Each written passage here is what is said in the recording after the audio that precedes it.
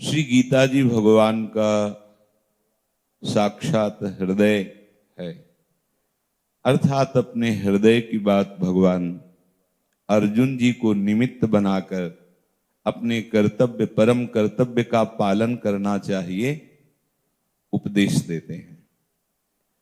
श्री भगवान रथ को लेकर के दोनों सेनाओं के मध्य में खड़ा करते हैं और कहते देखो ये अमुक है और ये अमुक है, देखो।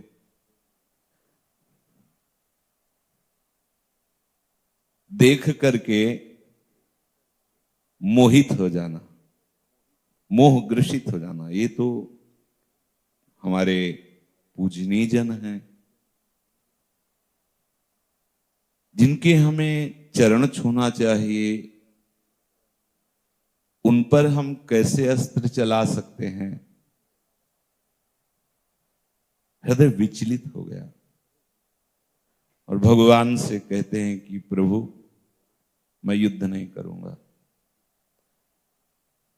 मैं इन सब से बिलग होकर के भिक्षा मांग कर जीऊंगा, लेकिन युद्ध नहीं करूंगा, इनको नहीं मारूंगा,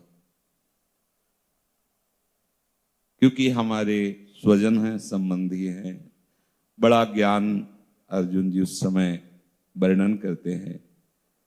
क्यों नहीं मारूंगा? क्योंकि परिवार के जन हैं, पूजनीय जन हैं, जब इनको मारेंगे तो फिर इनकी पत्नियां, फिर वर्ण शंकर संतानें प्रकट होंगी और पितर लुप्त हो जाएंगे।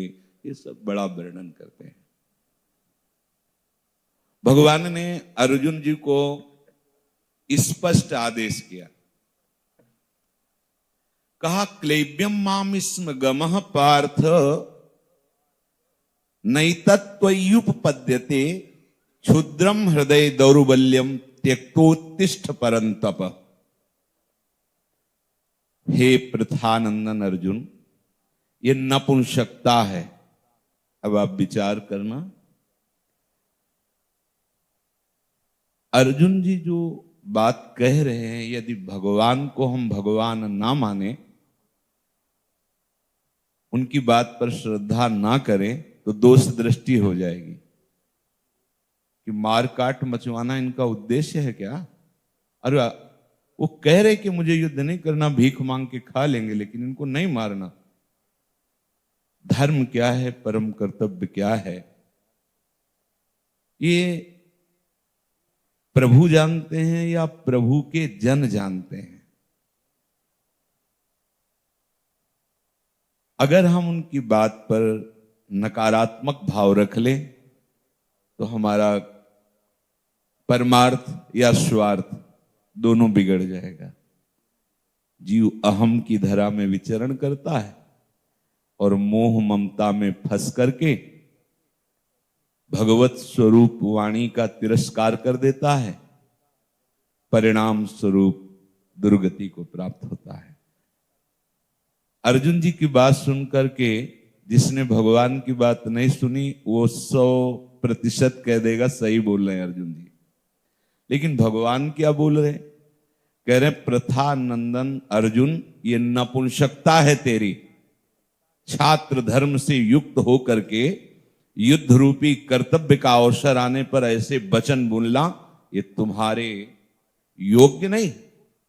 कायरता। जिस कार्य के लिए, जिस कर्तव्य के लिए तुम्हें प्रेरित किया जा रहा है, उस कर्तव्य से विमुखता को देखकर भगवान कह रहे ये तुम्हारा नपुंसकता का भाव प्रकट हो रहा है, क्योंकि तुम छात्र धर्म से युक्त हो, ये तुम्हारे लिए उचित नहीं है।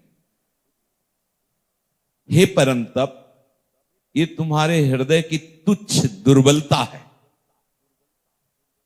इसलिए मेरी आज्ञा मानो, खड़े हो जाओ और अपने कर्तव्य का पालन करो, युद्ध करो।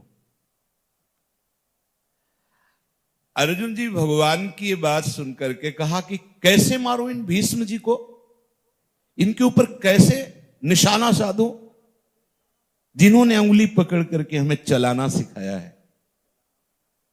मैं उस गुरु द्रोण पर अस्त्र तानूं जिन्होंने प्रत्यंचा चढ़ाना सिखाया है। ये सब कैसे हो सकता है? समझते जाना, कर्तव्य पालन के समय केवल कर्तव्य दिखाई देना चाहिए। और ये मोहाशक्त वाणी अर्जुन जी की है। और जो मोहाशक्त है वो 100% कहेगा अर्जुन जी सही बोल रहे हैं। ऐसा कैसे हो सकता है? अब एक तरफ हृदय में ये बात चल रही कि भगवान की आज्ञा सर्वोपरि है, वो कह रहे हैं कि इस कायरता को, नपुंसकता को त्याग और उठ खड़ा हो और अपने कर्तव्य का पालन कर। दूसरी तरफ ये बात बहुत जोर कर रही कि सामने जितने खड़े सब मेरे परिवार के हैं, सब मेरे पूज्य जन हैं, मैं कैसे ऐसा करूं? कांपने लगे अर्जुन। जब दुचित कबहू परितोष न लहाई, जब दो चित्त हो जाते हैं तो शांति नहीं मिलती। शरीर कांपने लगा, बुद्धि निर्णय से थकित होने लगी। जब ऐसी स्थिति आती है तो एक ही उपाय होता है, पर अहंकारी ये भी नहीं कर सकता। वो तो कृपा पात्र जन ऐसी परिस्थिति में ऐसे हो जाते हैं। ऐसे अर्जुन जी हुए। जो खास बात बताना चाहते हैं वो सुनिए। अर्जुन जी ने कहा, कार्पण्य दोषो पहत स्वभावः पृच्छामि त्वां धर्म सम्मूढ़ चेताः यच्छ्रेयः स्यान्निश्चितं ब्रूहि तन्मे शिष्यस्तेऽहं शाधि मां त्वां प्रपन्नम्। शिष्यस्तेऽहं साधि मां त्वां प्रपन्नम्। प्रभु, इस समय मैं निश्चय नहीं कर पा रहा हूं।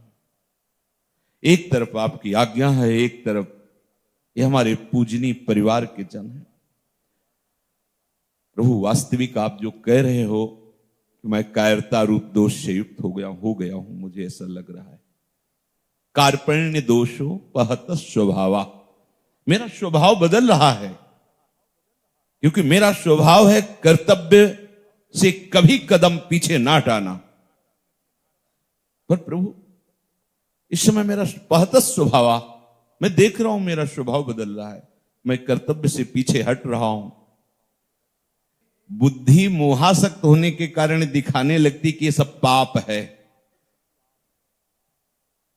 गुरुजनों की आज्ञा, भगवद आज्ञा, शास्त्राज्ञा, इसमें विचार करने के लिए आपको अवसर नहीं दिया गया है। बिना ही विचार करिए शुभ जानी।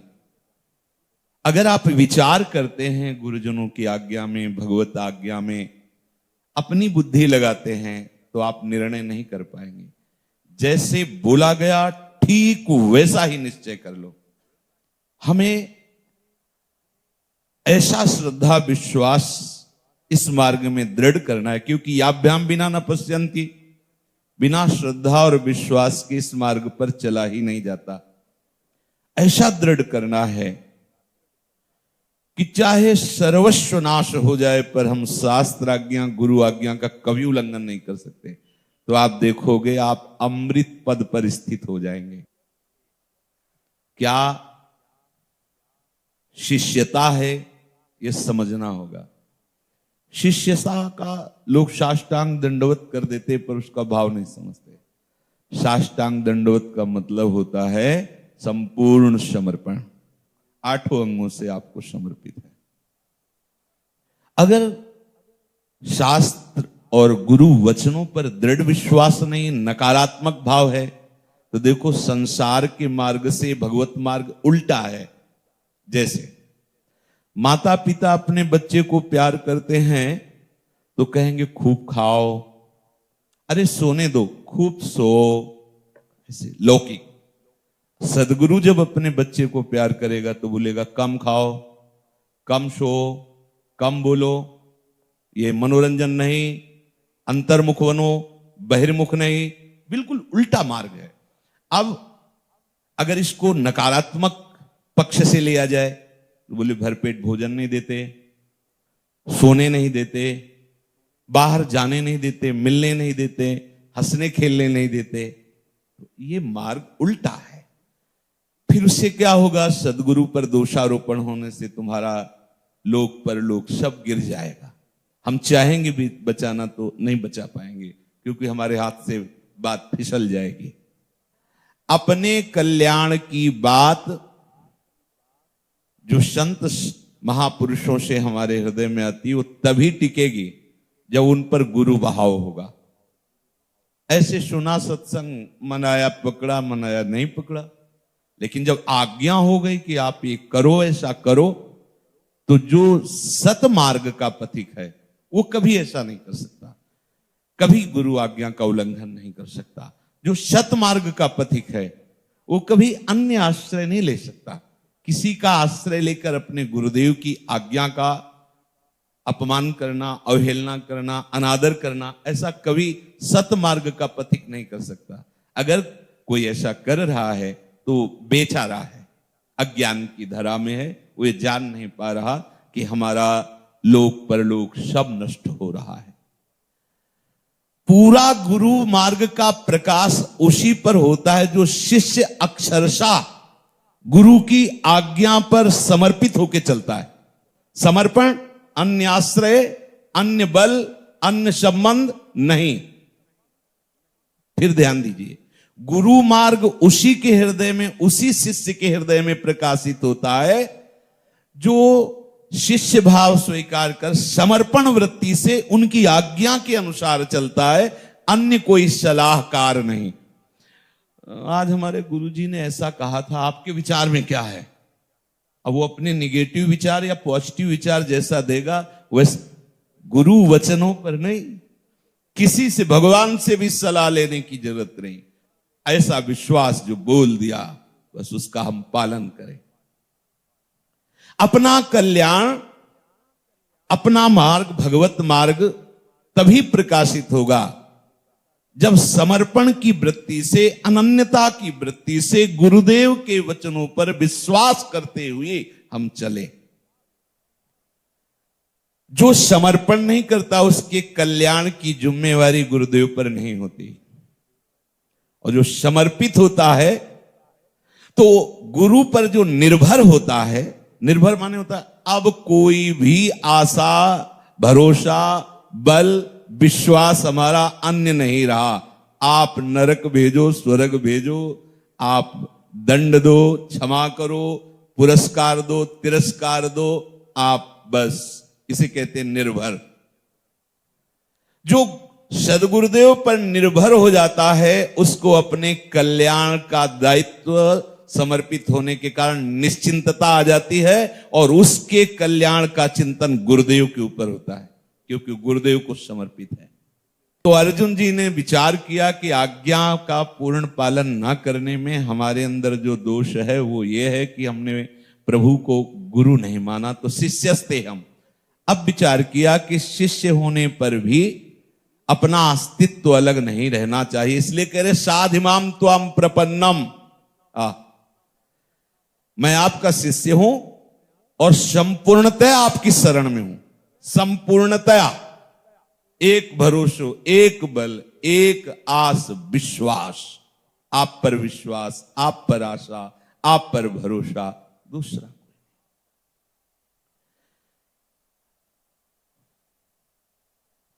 इसमें पहली बात, अर्जुन जी जब अपनी बुद्धि को देखते हैं कि क्या परम कल्याण है, क्या परम हित की बात है, ये मेरी बुद्धि निश्चय नहीं कर पा रही है और मैं अपने कर्तव्य से विमुख हो रहा हूं, ये पहली बात है भगवत मार्ग की।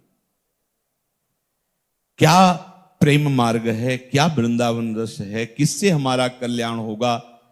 एक कर्तव्य है धर्म का पालन करना, एक कर्तव्य है परिवार का पोषण करना, एक कर्तव्य है कुल रीति से चलना, और ये भगवत मार्ग ये क्या है, कैसे चलूं। पहले ये निश्चय कर ले कि मेरी बुद्धि निर्णय नहीं कर सकती, मैं इतना बुद्धिमान नहीं हूं कि निर्णय कर पाऊं। तब हृदय में होता है कि निर्णय कौन करेगा, तो बोले सदगुरुदेव निर्णय करेंगे कि मुझे कैसे चलना है। तो दूसरी बात आई कल्याण के विषय में किसी से जिज्ञासा करने की इच्छा कि उसके सामने मैं अपनी सारी बात रख दूं और वो जो निर्णय करेंगे उसके अनुसार ही मैं चलूंगा।